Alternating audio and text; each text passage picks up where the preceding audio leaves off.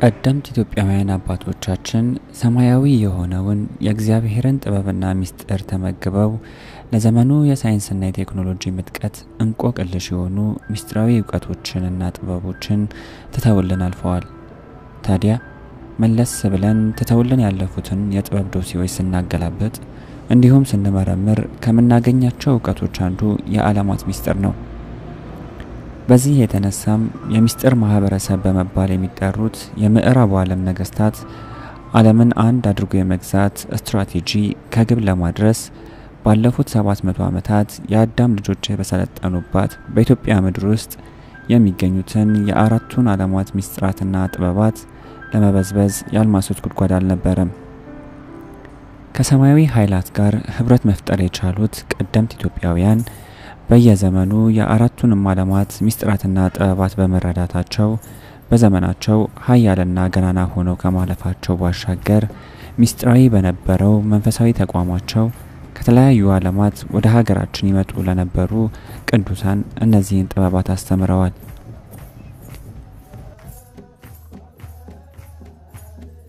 በምዕራባውያን የሳይንስ ተቋማት ታሪክ ምስጢራዊነታቸው አልተፈታም ተብለው ከተመደቡት የህዋ ምስጢራት አንዱ በስነ ህዋ ተመራማሪዎች ብላክ ሆል በመባል የሚጠሩት ስፍራዎች ናቸው። ስለነዚህ ምስጢራዊ ቦታዎች ናሳን ጨምሮ የተለያዩ የስነ ፊዚክስ ምሁራን የራሳቸውን መላምት በመዘርዘር የቦታውን ምስጢራት ለመፍታት ሞክረዋል። ከነርሱም መካከል አልበርት አንስታይን በግንባር ቀደምትነት የሚጠቀስ ቢሆንም የትኛውም ምሁር ከመላምትነት የዘለለ ማስረጃና ጽንሰ ሐሳብ ማቅረብ እንዳልቻለ የራሳቸው የምዕራቡ ዓለም የዘርፉ ባለሙያዎች ይመሰክራሉ።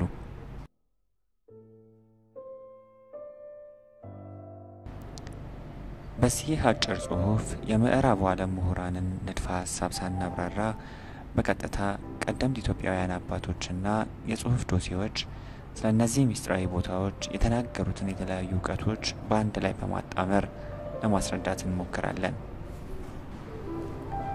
ቀደምት ኢትዮጵያውያን አባቶች እንደሚያስተምሩት የእሳት፣ የምድር፣ የነፋስ እንዲሁም የውሃ ዓለማት በመባል የሚጠሩ አራት ዓለማት አሉ። የእሳት ዓለማት የሚሰኙት 9 ዓለማት ሲሆኑ የምድር ዓለማት የሚባሉት ደግሞ 5 ዓለማት ናቸው። በእነዚህ ሁለት ዓለማት ውስጥ በሚገኙት 14 ዓለማት ውስጥ ዓለማቱ እንዳላቸው የኃይል፣ የጊዜና የግዝፈት ልዩነት ተስማምቶ የተፈጠሩ የተለያዩ ፍጥረታቶች ይኖራሉ። እነዚህ የ14 ዓለማት ውስጥ የሚገኙት ፍጥረታት አንዳቸው ከአንዳቸው ግንኙነት የሚፈጥሩባቸውና የኃይላቸው ማረፊያና ማደሪያ የሆኑ 12 የተለያዩ ቦታዎች አሉ። ምዕራባውያኑ የስነ ህዋ ምሁራን ብላክ ሆል ብለው የሚጠሯቸው ከነዚህ 12 ቦታዎች 6ቱን ቦታዎች ነው። ይህን ከማብራራታችን አስቀድመን ስለ 14ቱ ዓለማት ፍጥረታትና ስለ ዓለማቱ ባህሪያት ማብራራት ተገቢ ነውና በቀጥታ ወደዚያ እናመራለን። የእሳት ዓለማት የሚባሉት እጅግ በሚያንጸባርቅና በነበልባላዊ እሳታዊ አጥር የተከለሉ ከፍተኛ የሆነ የኃይል መጠን የሚገኝባቸው ዓለማት ሲሆኑ የሚከተሉት ናቸው። ጽርሐ አርያም፣ መንበረ መንግስት፣ ሰማየ ውድውድ፣ ኢየሩሳሌም ሰማያዊት፣ ኢዮር፣ ራማ፣ ኤረር፣ ባሕረ እሳት እንዲሁም ገሃነመ እሳት ናቸው።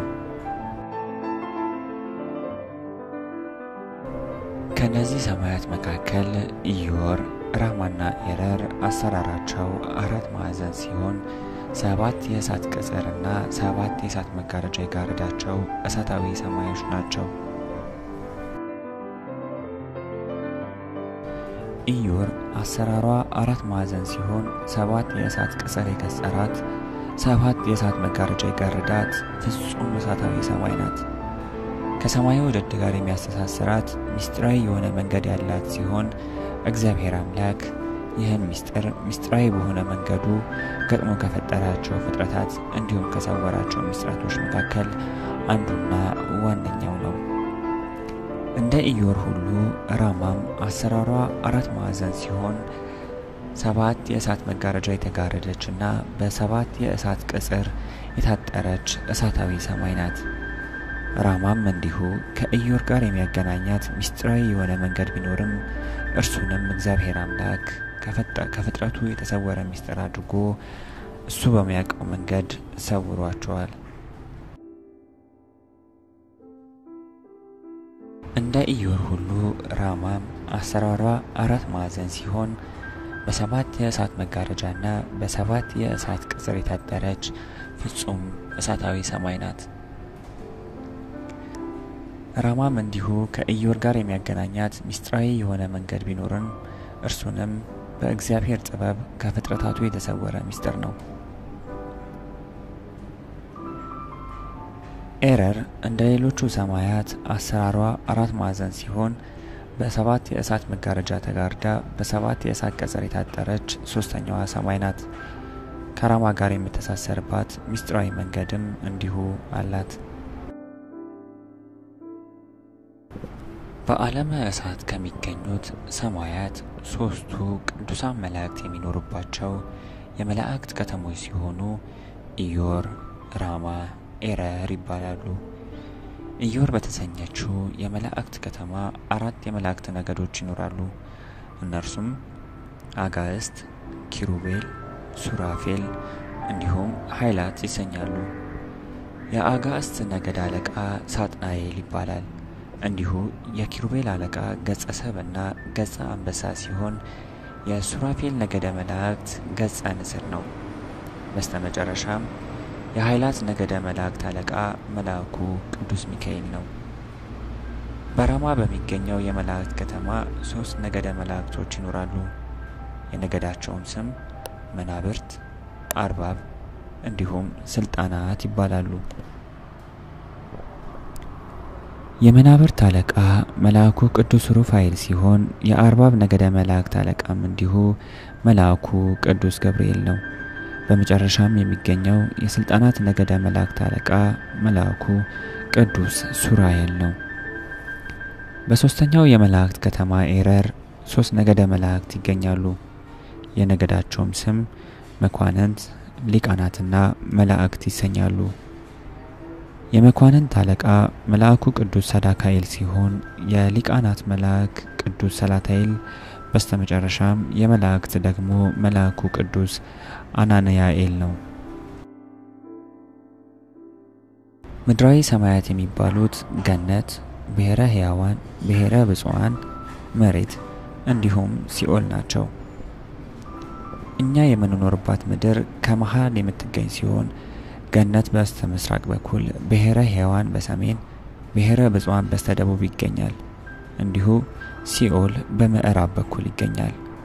ከላይ የጠቀስናቸው 12 ቦታዎች በእሳት ዓለማት ውስጥ የሚገኙት ሰማያዊ ፍጡራን በምድራዊ ዓለማት ውስጥ በሚገኙ የሰዎች ፍጥረታት እንዲሁም የሰማዚያና የሳጥናኤል ጭፍሮች ከወገኖቻቸው ጋር ግንኙነት የሚፈጥሩባቸው ሚስጥራዊና መንፈሳዊ ቦታዎች ናቸው። እነዚህም ቦታዎች ለሁለት ምድብ ከፍለን መመልከት ይገባናል። የመጀመሪያው 6ቱ ቦታዎች ክፉ መናፍስት ከአንደኛው ዓለም ወደ ሌላኛው ዓለም ግንኙነት የሚፈጥሩባቸውና የኃይላቸው ማረፊያ የሆኑ ቦታዎች ሲሆኑ እንደ ምዕራባውያኑ አገላለጽ ብላክ ሆል በመባል የሚጠሩት ቦታዎች ናቸው። የተቀሩት 6ቱ ደግሞ ቅዱሳን የሆኑ ሰማያዊ ኃይላት ለመልእክትና ለአገልግሎት የሚወጡባቸውና የሚወርዱባቸው ብሎም የኃይላቸው ማደሪያ የሆኑ ቅዱሳን ቦታዎች ናቸው። ይህን ለመረዳት ያስችለን ዘንድ በነጮቹ አገባብ እነዚህን ቦታዎች ዋይት ሆል ብለን ልንሰይማቸው እንችላለን። በዚህ ብላክ ሆል ሚስጥራት ላይ ለሚደረገው ጥናት ለምዕራባውያን ፍንጭ የሰጠው አንስታይን ጄኔራል ሪላቲቪቲ ንድፈ ሐሳብ ቢሆንም ከአልበርት አንስታይን ንድፈ ሐሳብ በተሻለ ግን ስለ ቦታዎቹ ማብራራት የሚቻለው መጽሐፈ ራዜል ወይንም የህይወት መጽሐፍ ብለን የምንጠራው መጽሐፍ ነው። ይህ መጽሐፍ በአራቱ ሰማያት መካከል ያለውን የኃይል፣ የጊዜና የግዝፈት ልዩነት ያስረዳል። ይህ መጽሐፍ አዳም የጻፈው መጽሐፍ ሲሆን አዳም በእሳት ዓለማት ውስጥ የሚገኙት ቅዱሳት መላእክት ያስተማሩትን ጥበብ ያሰፈረበት መጽሐፍ እንደሆነና የረር በሚገኙ ገዳማት በሚስጥር ተጠብቆ እንደሚገኝ በየረር የሚገኙ አባቶች ያስተምራሉ።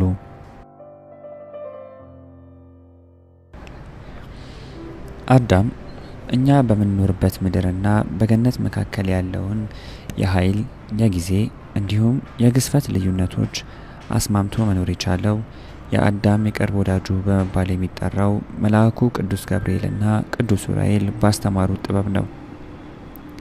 አዳም ይህን ሰማያዊ የሆነ ምስጢር በመማሩ ገነት በኖረበት 7 ዓመትና በምድር ከ255 ሚሊዮን ዓመታት በላይ መካከል ያለውን የኃይል፣ የግዝፈትና የጊዜ ልዩነት አስማምቶ መኖር ችሏል።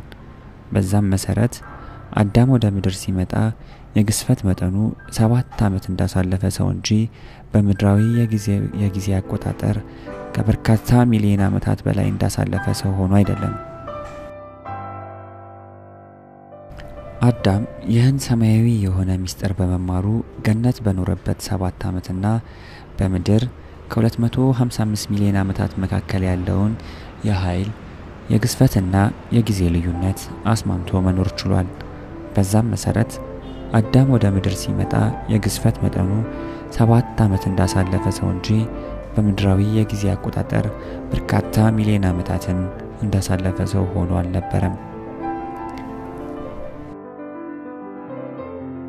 እንደ ኢትዮጵያውያን አባቶች አስተምህሮት ከላይ በሁለት ምድብ በከፈልናቸው ብላክ ሆል ወይንም የክፉ መናፍስት የኃይል ማደሪያ እንዲሁም ዋይት ሆል የእሳት ዓለማት ውስጥ የሚገኙት ቅዱሳን መላእክት ማደሪያ የሆኑት እነዚህ ቦታዎች በአራቱ ዓለማት ውስጥ ከሚገኙት የኃይል፣ የጊዜና የግዝፈት ልዩነት ውጭ ናቸው። በዚህ የተነሳም እነዚህ ቦታዎች ከመሬት ስበት ሕግ ውጭ የሚሆኑበት እድላቸው ሰፊ ነው። የእሳት ዓለማት ፍጡራን የሆኑት ቅዱሳን መላእክት ከሰው ልጆች ጋር ግንኙነት የሚፈጥሩባቸውና የኃይላቸው ማደሪያ የሆኑት 6 ቦታዎች በምድርና በእሳት ዓለም ብሎም በብሔረ ሕያዋን ሰማያት መካከል ካለው የኃይል፣ የጊዜና የግዝፈት ልዩነት ውጭ ናቸው።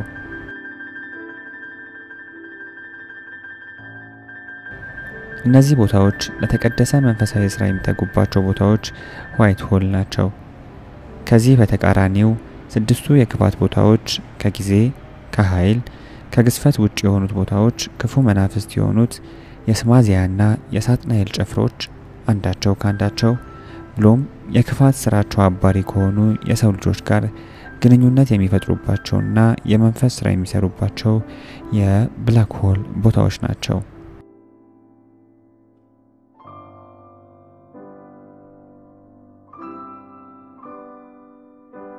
በእኛ ምድር ላይ የሚገኙት ማዕከላዊ የዋይት ሆልና የብላክ ሆል ቦታዎች ኢትዮጵያ ውስጥና አሜሪካን ዋሽንግተን ዲሲ የተሰኘችው ከተማ ውስጥ የሚገኙ ናቸው።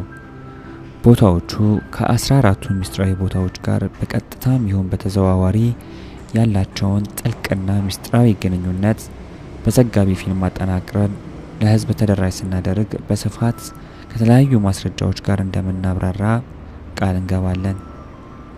በመሆኑም ይህን የቀደሙ አባቶቻችንን ምስጢራዊና ጥልቅ የስነ ህዋ አስተምህሮት የተለያዩ ሊቃውንት አባቶችን ተሳታፊ አድርጎ በፊልም ተቀናብሮ ለሕዝብ ለማድረስ የእናንተ እገዛ ያሻልና ዘጋቢ ፊልሙን ስፖንሰር በማድረግ የአባቶቻችንን ጥበብ ለዓለሙ ማህበረሰብ ለማድረስ የምናደርገውን ጥረት ተደግፉን ዘንድ እንዲሁም ታግዙን ዘንድ በአክብሮት እንጠይቃለን። መልካም ፈቃዶ ሲሆን በአድራሻችን ይጻፉልን፣ እንዲሁም በስልካችን ያግኙን። እግዚአብሔር ኢትዮጵያን ይባርክ።